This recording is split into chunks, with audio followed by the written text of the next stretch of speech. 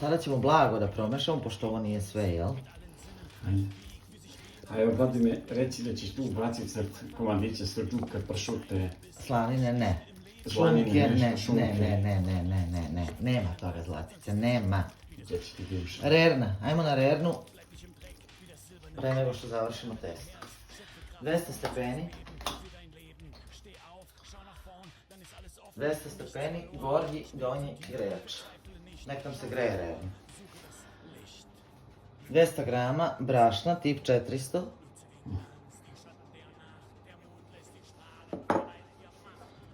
Pola kesice praška za pecivo, odnosno 7 grama.